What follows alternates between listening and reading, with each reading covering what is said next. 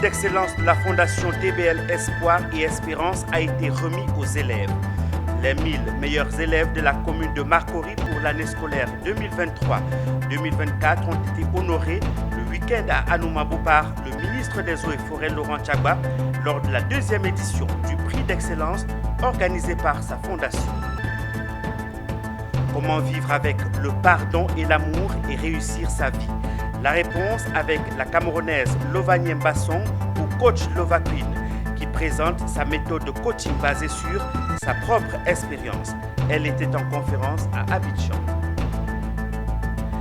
La sortie de la 4e promotion des pensionnaires du Kanzoué a eu lieu au sein de l'Institut scolaire Lavoisier à Angré-Château. Le Kanzoué est un camp de rééducation, de revalorisation pour jeunes en difficulté de 10 à 25 ans en vue d'une réinsertion professionnelle. Le projet d'infrastructure pour le développement urbain et la compétitivité des agglomérations secondaires PITUCAS a fait un important don d'infrastructures à la ville de San Pedro.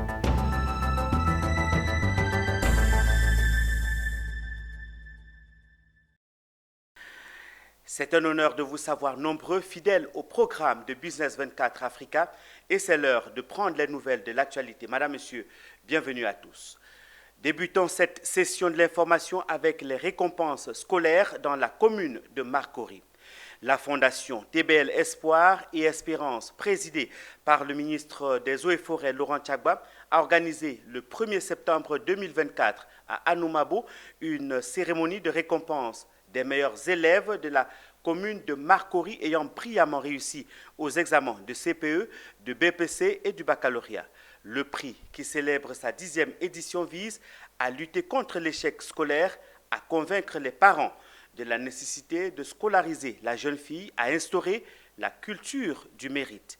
1000 élèves de la commune ont été récompensés au cours de cette rencontre. Retour sur cette cérémonie avec Zénab Dosso et Seth Ekissi. C'est une cérémonie qui méritait le déplacement, surtout celui du ministre Laurent Tchagba. La célébration de l'excellence et du mérite scolaire dans la commune de Marcory. Les meilleurs élèves ont été récompensés de manière spéciale par la Fondation TBL. Ondouba Animon Marie-Colombe ayant été très excellente au CEP avec 166,78 sur 170 points. Conan Mo Marie-Raphaël, le BEPC, élève de Notre-Dame de Biétry, avec 302,36 sur 400 points. Conan Atressa Anne-Marvine et Conan Pierre-Marie Adia, respectivement ex-aequo au bac C, avec chacun 324 sur 400 points. Ils ont reçu des trophées, des ordinateurs ainsi que des kits scolaires pour saluer leurs performances exceptionnelles. Les lauréats ont salué ce geste de la Fondation TBL Espoir et Espérance qui reconnaît leurs efforts. Je me sens vraiment contente et encouragée par le ministre Laurent Tchagba et cela me donne la force de redoubler d'efforts pour pouvoir toujours faire partie des meilleurs et garder la barre haute. Je suis très heureux de recevoir ce prix. Vraiment, on a la preuve que quand tu fais des efforts et tu travailles bien, tu es toujours récompensé. Vraiment merci au ministre vraiment qui a voulu honorer les enfants et à travers ces enfants, le ministre nous a honorés. Le ministre Laurent Tchagba a félicité les lauréats en leur prodiguant de sages conseils pour leur avenir. Il a insisté sur l'importance de cette distinction qui s'inscrit pleinement dans l'esprit de la Côte d'Ivoire solidaire. Mesdames et messieurs, l'institution de ce prix par ma fondation TBL Espoir et Espérance, depuis maintenant 10 ans, nous offre annuellement l'occasion de nous retrouver et de réaffirmer notre ambition de construire une école de qualité où le mérite est reconnu. Nous travaillons à l'image de son Excellence Alassane Ouattara, président de la République, qui fait de l'éducation et de la formation des priorités de ses actions. 1000 élèves rassemblés pour recevoir leur prix, 580 élèves du CEP, 220 du BEPC et 200 du baccalauréat. Le prix de l'excellence de la Fondation TBL Espoir et Espérance est à sa 10e édition cette année, dont 8 célébrés à Atekoubé et 2 dans la commune de Marcory. L'actualité, c'est aussi ses recettes de coaching au féminin. La Camerounaise Lovanième Basson, ou coach Lova Queen, est à Abidjan. Elle a initié un panel et animé une conférence dont le thème était « Inspiration au féminin, ton histoire compte, ta voix mérite d'être entendue ». Au cours de cette conférence, elle a présenté sa propre méthode de coaching basée sur sa propre expérience, celle d'une femme abusée sexuellement qui a pu remonter la pente grâce au pardon et à l'amour. C'était ce samedi 31 août 2024 à Abidjan. Philippe Zabo a assisté au déroulé des panels et de la conférence. Elle est devenue coach après avoir subi des viols à répétition. À la suite de ces événements tragiques, elle a créé un coaching du dépassement de soi et de la raison qui brise le silence autour des agressions sexuelles intrafamiliales ou pas. Un coaching qui évite aux femmes de sombrer dans la dépression. Au final, sa méthode est exutoire car elle finit par l'écriture d'un livre publié par la coach. Je suis une survivante, pas une victime, une survivante d'abus sexuels. Et j'ai été abusée plus de 5 fois par plus de 5 personnes différentes. Et la première fois, c'était entre l'âge de 8 et 9 ans. Et puis après, il y a une autre fois. Donc j'ai amorcé la guérison il y a plusieurs années. Ton histoire ne te limite pas. Ton histoire ne devrait pas te limiter. Donc premièrement, tu t'aimes. Deuxièmement, tu comprends que ton histoire ne devrait pas te limiter. Tu as vécu ça pour une raison. Et cette raison, justement, pour moi aujourd'hui, le troisième secret, c'est de partager. Parce que partager, on partage parce que écrire, pour moi, c'est d'abord un exutoire, ensuite c'est thérapeutique, ensuite on encourage les autres et on continue de guérir en aidant les autres à guérir. Les femmes qui ont expérimenté la méthode Lova Queen ainsi que le parrain de la cérémonie sont fascinées par cette méthode qui, selon certains, doit être enseignée dans les écoles. Elle propose des solutions pour celles qui ont été déjà victimes de viol et elle alerte, c'est-à-dire des mesures préventives. J'ai juste subi la trahison qui a littéralement changé ma vie, qui m'a beaucoup déstabilisée, en fait c'était une boîte de Pandore qui a tout changé dans ma vie et tout s'est enchaîné et j'avais besoin de passer par un exutoire pour me relever et pour redevenir la femme que je suis aujourd'hui. J'avais sous mon toit un enfant, un de mes enfants, et qui a été victime, l'enfant a été victime sous mon toit d'un abus sexuel. Et je ne l'ai pas su tôt, mais par la suite, je l'ai su et vraiment, ça m'a terriblement affectée. Et je m'en suis voulu parce que c'était comme de la négligence de ma part. Mais finalement, je me suis levée et j'ai vraiment dénoncé et j'ai combattu. Et le bon combat, je crois. Et finalement, la victime a été sauvée des griffes de l'agresseur. Mon traumatisme a commencé à mon enfance parce que très tôt, j'ai perdu ma mère. Et nous étions 4 enfants et notre mère a laissé donc 3 frères et sœurs.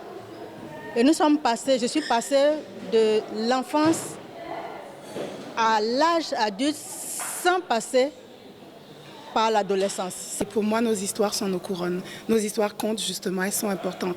Or, la société nous a appris, surtout nous les femmes, à nous cacher, à nous mettre en arrière, à ne pas raconter nos histoires. On nous a parlé de pudeur, de retrait, de réserve et des choses comme ça. Et moi, je dis non. On a des histoires, nos histoires comptent, nos histoires impactent, nos histoires touchent. La preuve, il a fallu que je revisite mon histoire, que je l'écrive, que je fasse un programme et que des reines commencent à adhérer parce que finalement, on se rend compte qu'il y a beaucoup d'histoires. La cérémonie a pris fin par la dédicace de livres des panélistes et de la coach elle-même.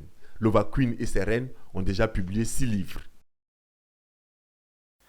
Retour sur cette actualité. Le vice-président de la République, Thiemoko Meïle Kone, a procédé le vendredi 30 août 2024 à l'inauguration de la phase 2 de l'échangeur de l'amitié ivoiro-japonaise, encore appelé échangeur du Carrefour Solibra. Cet ouvrage d'art est le symbole de la coopération entre la Côte d'Ivoire et le Japon. Cette infrastructure qui vient fluidifier le trafic et améliorer la mobilité urbaine dans le sud d'Abidjan satisfait les autorités des communes, notamment le maire de Treichville, François Albert Amicha. Il a exprimé à nos reporters Konena Nourgo et Valentin Kral. La phase 2 de l'échangeur de l'amitié ivoiro-japonaise, dénommée Carrefour Solibra dans le sud d'Abidjan, officiellement ouverte à la circulation. Ce vendredi à Treichville, au Carrefour Solibra, c'est le vice-président de la République, Tiemoko Miele-Kone, qui a procédé à l'inauguration de la phase 2 de l'échangeur de l'amitié ivoiro-japonaise. L'ouvrage d'art est un symbole de la coopération entre la Côte d'Ivoire et le Japon. Ce projet, réalisé grâce à un don du gouvernement japonais, comprend la construction d'un pont de 17 mètres de hauteur, surplombant les 2 premiers bras du carrefour en provenance de Marcory vers Treichville. L'ouvrage, long de 760 mètres et large de 9,7 mètres, a coûté 25 milliards de francs CFA, soit le même montant pour la première phase, ce qui porte le coût global des 2 phases à 50 milliards de francs CFA. L'ouverture de cette deuxième phase de l'échangeur permettra ainsi de séparer les flux de circulation entre Marcory et Treichville, évitant ainsi les croisements entre les usagers venant de ces 2 directions. C'est un grand honneur pour moi de prendre part aujourd'hui à la cérémonie de remise officielle de la deuxième phase du projet d'aménagement de l'échangeur de l'amitié ivoiro-japonaise.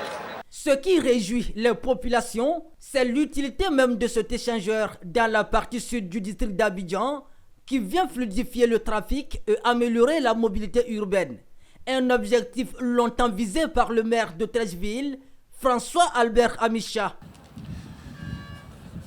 La commune de Treichville, cité cosmopolite et carrefour international, se réjouit par ma voix de vous accueillir ce jour et vous souhaite la bienvenue à l'occasion de la cérémonie d'inauguration de la phase 2 de l'échangeur de l'amitié ivoiro-japonaise.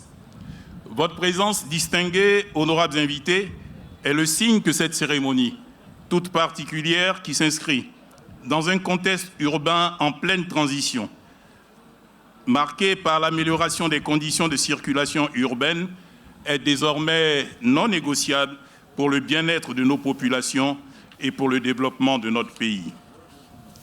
Durant 36 mois, les usagers de ce tronçon ont subi des perturbations et se demandaient à quel moment allait prendre fin leur calvaire dans le déplacement du fait des travaux d'ensemble de cet ouvrage d'art. Aujourd'hui, nous procédons à l'inauguration de cet ouvrage devenu réalité grâce à la politique de développement tous azimuts du président de la République, son Excellence M. Alassane Ouattara. Notons que la première phase de ce projet, débutée en novembre 2016, avait été achevée le 16 décembre 2019. Pour améliorer davantage la fluidité du trafic sur le boulevard jusqu'à Destin, 3 autres échangeurs sont en construction. Il s'agit de l'échangeur de Solibra, dont une dernière branche est encore en cours de finition, celui du carrefour de Koumassi et l'échangeur du carrefour Akwaba. Parlons de la rééducation des jeunes en difficulté. Le camp Zoé, un camp de rééducation des jeunes en difficulté, a organisé la sortie de sa 4e promotion. Ils étaient 40 jeunes pensionnaires qui, durant 12 mois, ont été encadrés par des militaires, des sociologues, des médecins, des psychiatres, des enseignants et des hommes de Dieu. Hier, dans la rue et en contact avec la drogue, ces jeunes ont désormais abandonné tous ces vices pour leur réinsertion dans la société. Très bonne nouvelle. Djekou de Silva, Tima Traoré et Michel Brou. Ils ne sont pas des militaires ni des enfants des troupes de l'EMPT. Ils sont 40 jeunes pensionnaires du camp Zoé. La plupart des enfants sont issus de familles aisées, mais ils ont vécu dans les rues, ont consommé la drogue. C'étaient tout simplement les jeunes en situation difficile. Dans le camp Zoé, en 12 mois, ils ont bénéficié de l'encadrement des militaires, des sociologues, des médecins, des psychiatres, des enseignants et des hommes de Dieu. Ils sont désormais prêts pour leur réinsertion dans la société. Mes collaborateurs et moi restons convaincus que ce programme portera de merveilleux fruits dans la vie de chacun d'entre eux. Mais, il y a un mais. Chers parents, pour cela, toute mon équipe et moi, nous vous avons reçu le 10 août, le samedi 10 août dernier, pour vous faire un bilan de vos enfants et vous donner certaines recommandations pour prendre le relais à la maison. Nous comptons sur vous. Ces pensionnaires sont vos héritiers, les futurs leaders de cette nation. Mettez-les en priorité dans tout ce que vous faites. Vous êtes des enfants choisis qu'à un moment donné, le diable a voulu distraire. Vous avez votre place dans cette Côte d'Ivoire. Je veux demain, lorsque je vais me promener, lorsque je vais aller dans une administration de la Côte d'Ivoire, je veux voir des enfants m'approcher, des personnes désormais m'approcher, pour dire, maître, vous ne me reconnaissez pas? Et puis je vais dire, non, je ne vois pas, certainement. Et puis vous allez dire qu'un samedi 31 août 2024, vous avez été le parrain de ma promotion du camp Zoé. Ne laissez pas le monde vous voler cette grâce que vous avez.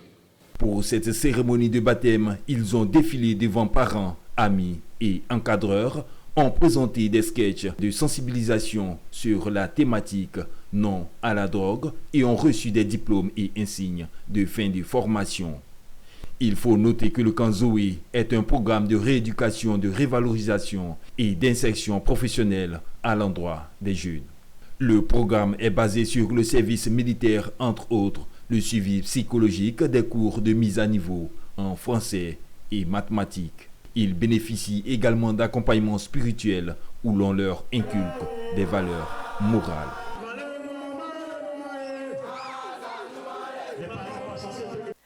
Les nouvelles de l'intérieur du pays. À Yamoussoukro, le syndicat national des enseignants du second degré de Côte d'Ivoire, SYNESI, a tenu sa 24e Assemblée générale ordinaire du jeudi 29 au vendredi 30 août 2024. Au cours de ce congrès, plusieurs problématiques ont été examinées, dont la question de la trêve sociale et d'autres sujets d'intérêt. Lors de cette rencontre, le secrétaire général du SYNESI a affirmé que son mouvement n'écarte pas l'idée d'une grève à l'échelle nationale en 2025 si sa revendication principale du moment, la prime trimestrielle pour les enseignants, n'est pas satisfaite. Les précisions avec Zénab Dosso et Charles Kouakou. Trêve sociale, opportunités et défis pour une école de qualité est le thème du 24e congrès du syndicat national des enseignants du second degré de Côte d'Ivoire qui réunit les membres du syndicat et les partenaires venus de plusieurs pays. Au cours de ce congrès, la problématique de la trêve sociale a été profondément examinée et d'autres problématiques d'intérêt général ont été abordées en tenant compte des principaux objectifs du SYNESI, à savoir la quête de l'amélioration des conditions de vie et de travail des enseignants. Une raison qui justifie la signature de la trêve sociale par le gouvernement et les organisations syndicales dont le SYNESI est partie prenante et qui n'exclut ni les nouvelles revendications ni les grèves. Le secrétaire général Ekoun Kwasi a affirmé que son mouvement n'écarte pas l'idée d'une grève à l'échelle nationale en 2025 si sa revendication principale du moment, la prime trimestrielle pour les enseignants, n'est pas prise en compte. La trêve sociale dit que nous devons obtenir des acquis par le dialogue social. Sachez que depuis 2 mois de cela, nous avons fini les discussions sectorielles au niveau du ministère de l'Éducation nationale. Nous avons déposé nos revendications sur la table de Madame la ministre, revendications parmi lesquelles figurent les primes aux enseignants. Et nous attendons la réponse. Sachez que la rentrée qui arrive, nous allons mettre véritablement l'accent pour l'obtention des primes aux enseignants. Si nous devons aller en arrêt de travail pour obtenir nos primes, nous n'allons pas hésiter. Ce n'est pas notre souhait, mais cette année, il sera trop tard. c'est maintenant, à jamais. C'est important aussi bien que vous, en tant que membre du bureau exécutif et pour vos syndiqués, d'avoir des comportements exemplaires qui vont dans le sens de l'esprit de la trêve sociale signée avec le gouvernement et toutes les centrales syndicales. Pour rappel, plusieurs autres sujets ont été passés au peigne fin pour la bonne marche de l'éducation en Côte d'Ivoire. À San Pedro, à présent, la ville a célébré le vendredi 30 août 2024 son développement urbain avec la cérémonie de remise des clés des nouvelles infrastructures communautaires et des aires de repos.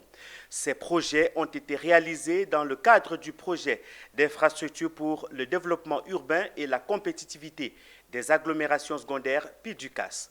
Un événement qui marque une avancée majeure pour la ville et ses habitants en renforçant son attractivité et en stimulant son économie. Le reportage d'Abel Kwaou est commenté par Michel Brou. La ville balnéaire de San Pedro réceptionne ce jour plusieurs infrastructures en présence de la communauté des affaires et des autorités locales.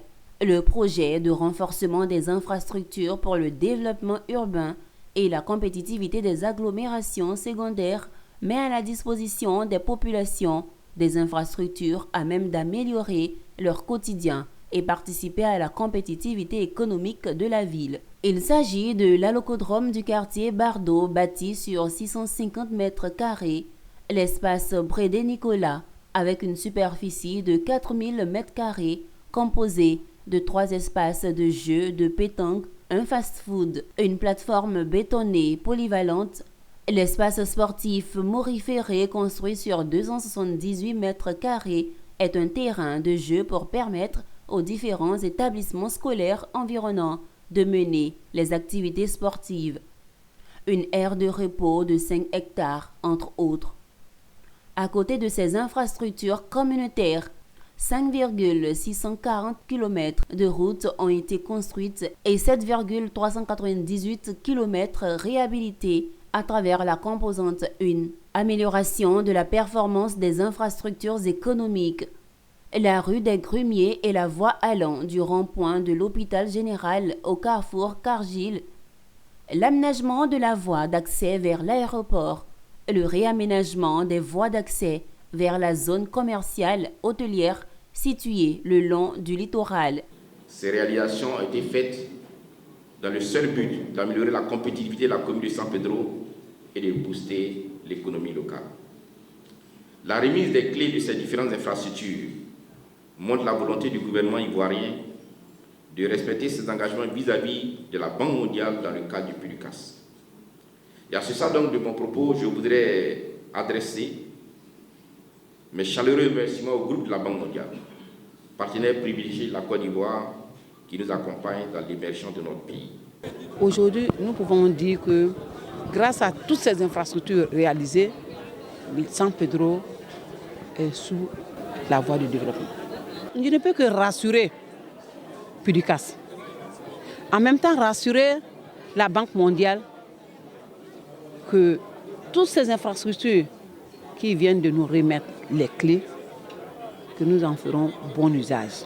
Le projet de renforcement des infrastructures pour le développement urbain et la compétitivité des agglomérations secondaires PIDUCAS entre l'État de Côte d'Ivoire et la Banque mondiale est mis en œuvre à San Pedro et à Boaké.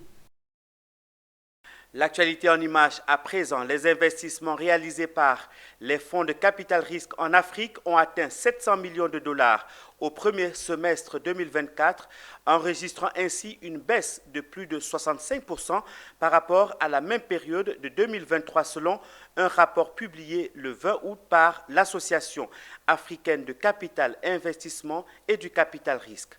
Après avoir été relativement épargné durant les 2 dernières années, le marché africain du capital risque a été finalement rattrapé par la crise. Alors que l'argent coûte plus cher, les investisseurs se sont montrés plus frileux.